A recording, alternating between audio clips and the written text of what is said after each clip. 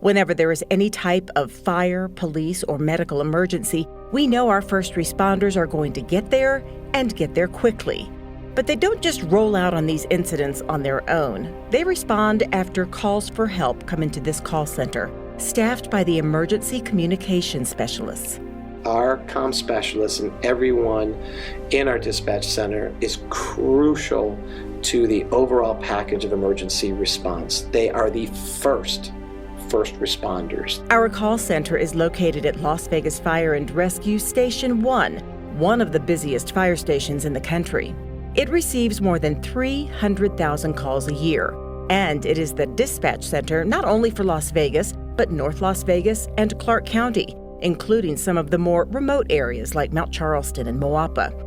So it might surprise you to hear that as busy as they are with real emergencies, it is not unusual for them to get calls that frankly don't even resemble an urgency. I will tell you, it actually happens. The drive-through wrong order has absolutely happened. I'm locked out of my house. I'm not talking about locked out of my house. You have an infant on the other side of the door. I'm talking about I lost my keys. Or, there's any number of incidents that the reasonable person would not conclude is a reason to call 911 that they do. So we definitely want people to use 311. 311 was established to handle something that might be important or suspicious, but does not qualify as an emergency. According to Fire Chief Jeff Buchanan, here is the rule of thumb for picking up the phone and calling 911. Only call 911 if it's absolutely dangerous, life-threatening, someone is significantly hurt or significantly ill. For anything else, 311 is your better choice. This is not simply because those answering the calls don't want to be bothered with your lost keys.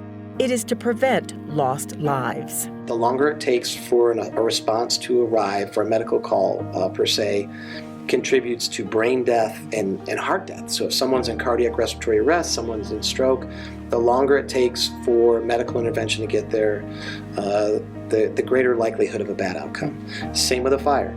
The longer it takes for units to get there, 15 seconds, just hold your breath for 15 seconds. It's uncomfortable.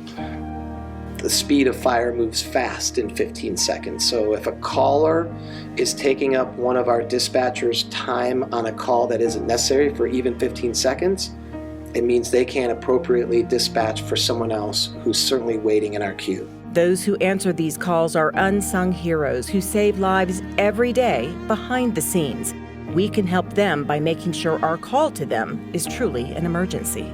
They experience a lot of the same things that police officers and firefighters experience out in the field.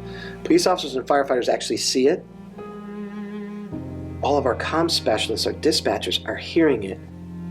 We're really proud of them. They're very much a part of the first response and providing the community with the care that they need. They're actually the first stop.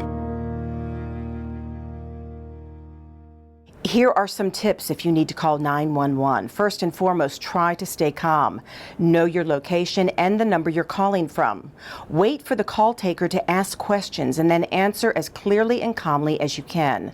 Let the person answering your call guide the conversation and follow any directions they give you.